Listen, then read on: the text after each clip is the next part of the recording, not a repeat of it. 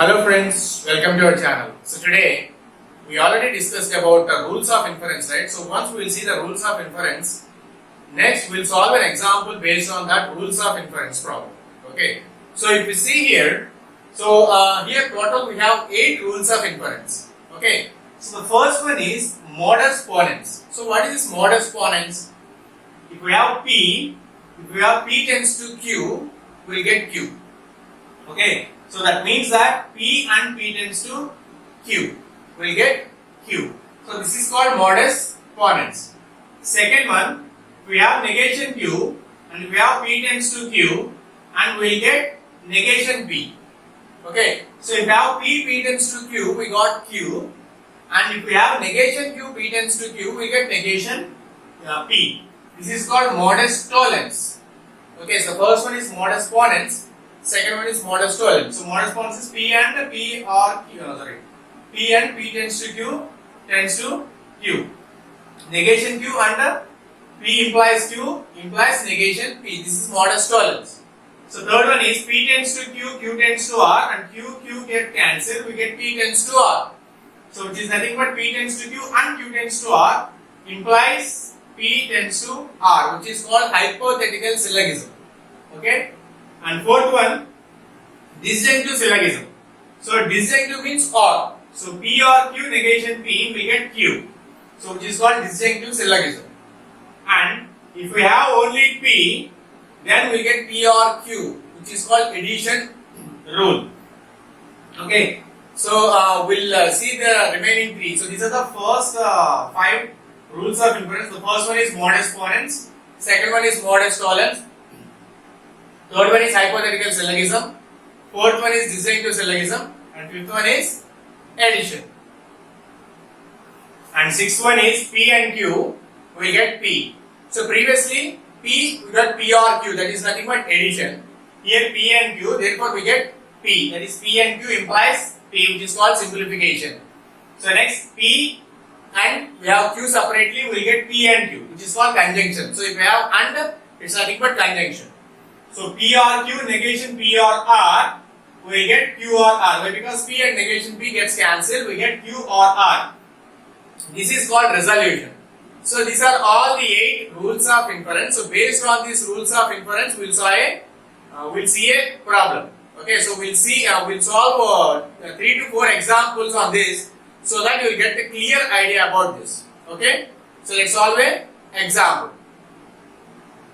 So if you see an example here, example of rules of inference, test the validity of the following argument. So in examination, they will ask you like this: test the validity of the following arguments. Okay. First one, if milk is black, then every crow is white. If every crow is white, then it has 4 legs. If every crow has 4 legs, then every buffalo is white and brisk. The milk is black. And fifth one, so every buffalo is white. Okay. So we need to prove that buffalo is white. Okay. So we need to prove that buffalo is white. So we should write the predicates here. So let's give some variable names like P, Q, R, S, T. Okay. So later on we get the inference rules. Okay. So for example, if we take a P, milk is black, and Q, crow is white, like that, we'll first give the predicates. Okay. Okay. So we are assigning some variables. P, the milk is black. Q, every crow is white. R, every crow has 4 legs. S, every buffalo is white. And T, every buffalo is brisk. Okay. So here, this is our final conclusion. S, every buffalo is white. We should prove that. So what are our premises here? So if you see the previous which we gave this valid argument, the first one is if milk is black, then every crow is white. So if milk is black, then every crow is white. So what does it mean? Which is nothing but implies. If milk is black, we are implying that every crow is white. So what is the symbol for that? P tends to, the first one is P tends to Q. So P is milk is black. If milk is black, then every crow is white. So P tends to Q. So what is the second one? If every crow is white, every crow has 4 legs. So Q tends to R. So second one is Q tends to R.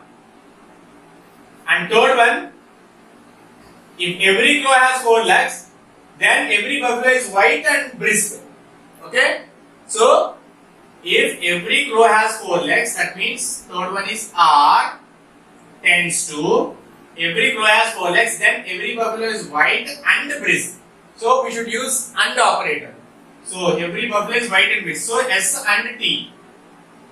So R tends to S and T. So see the statements there so you can understand. And the last and the fourth one is P. The first one is P tends to Q. What does it mean? If the milk is black, then every crow is white. So P tends to Q. If every crow is white, then every crow has 4 legs. So Q tends to R. If every crow has 4 legs, then every buffalo is white and brisk. So I have written R tends to S and T. And finally, the milk is black, P. Okay, so finally the conclusion is S. So this is our conclusion. Okay, so now we'll solve it. Okay, so first one, line 1, P tends to Q. So this is premises 1. Okay, so here we have premises P tends to Q, Q tends to R tends to S and T, and fourth one is P. Second one, Q tends to R. So this is premises 2. Okay, so and third one, apply hypothetical syllogism. Okay, so P tends to Q, Q tends to R, we have P tends to R. So apply hypothetical syllogism.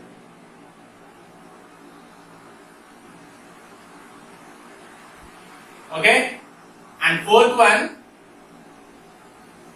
R tends to S and T. R tends to S and T.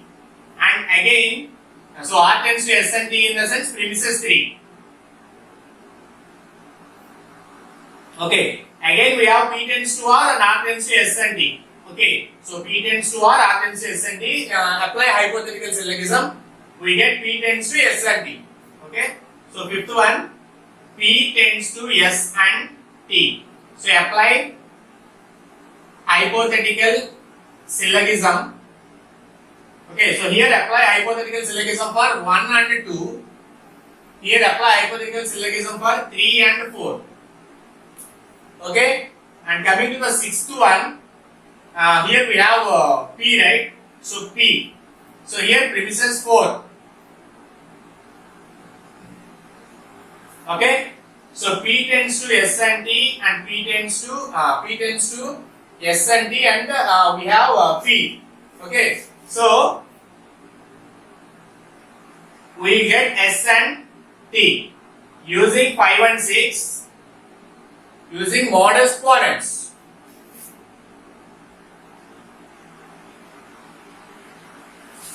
S and T we get 5 and 6 using modest ponens. And what is we need to get finally? So finally we need to get S.